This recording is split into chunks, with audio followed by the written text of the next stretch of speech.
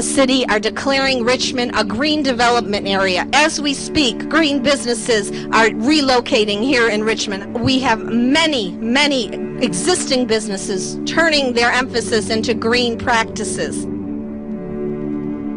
We already have groups who are working on greening their communities, and we should not only mandate that those groups' efforts be leveraged in the new economy, but we should do our best to leverage their efforts.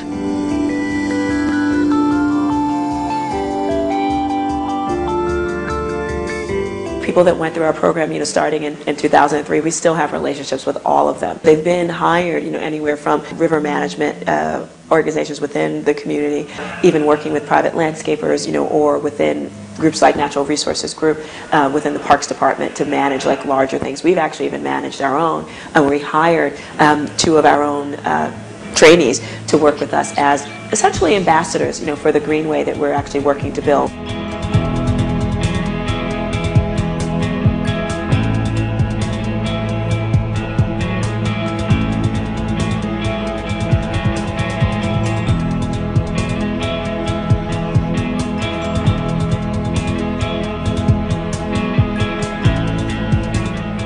The other piece I'm really proud of, is the 10% that are actually have gone on to higher education.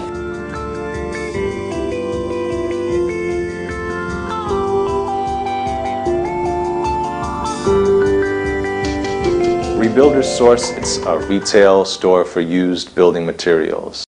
And just to see the amount of perfectly good stuff that comes in here is pretty obscene. We've got perfectly good kitchen cabinets and tubs and toilet bowls that are still in the box. If the workers are the owners, those workers are much more likely to be living in the community. You're more able to hold your neighbor accountable for something than you are some distant owner. And for the owner, there's a much less likelihood of feeling that you can just do whatever you want. And if you look at the economic end of it, you have a much greater concentration of wealth within the community.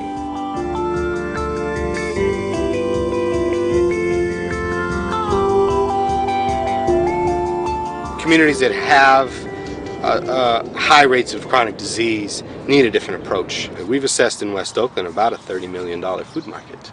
Big vision for us is to create completely localized food systems that are regionally based, in which the majority of food that consumers in a particular region consume come from within a few hundred miles of where they live, that those consumers have direct and intimate relationships and knowledge about the farmers and how and where the food is produced, and through that are able to engage in a complete reformation of the food system with regards to environmental stewardship.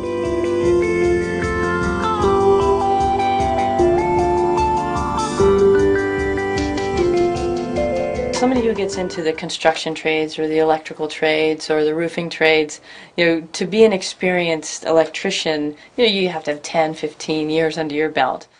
In solar, 2 years is considered a lot of experience. Mm-hmm. And so guys coming out from our program right now, 2, 3, 5 years from now, they're going to be the folks who are doing the management. Once I actually got out there in the field, and I was on the roof, I'm laying racks, I'm drilling in this lady's roof, I'm actually doing this, and months ago you could have told me that I would be on somebody's roof installing solar panels in the hot sun in the city of Richmond. That was not in my dreams. That was something that I never saw happening. And once I did it and saw the outcome and to see the other young individuals, really getting into it, it's like, you know what, this is what you need to be doing. This was your calling.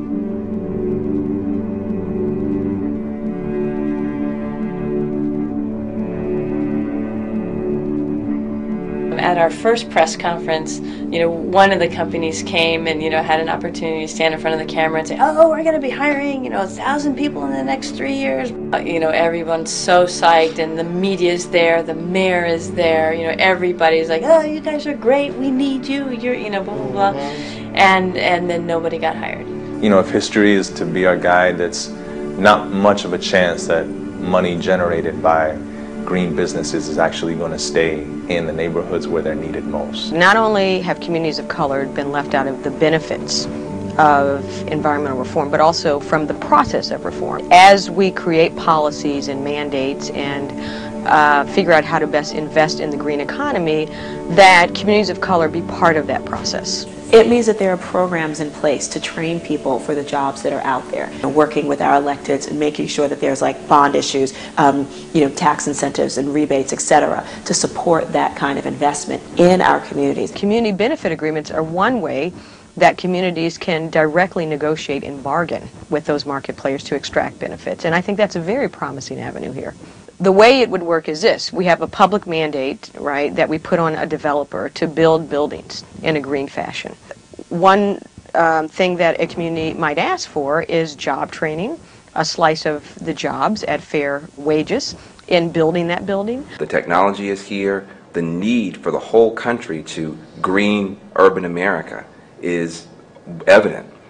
What we have to do now is step up to the plate and say, we insist that the communities that were locked out of the last century's pollution-based economy are locked into this new clean and green economy. If we're not looking at those communities as really beautiful treasure troves of where we can actually find the resources, which are people, and the power that they have to actually do some of these jobs and create some of these businesses as well, then we're missing the boat.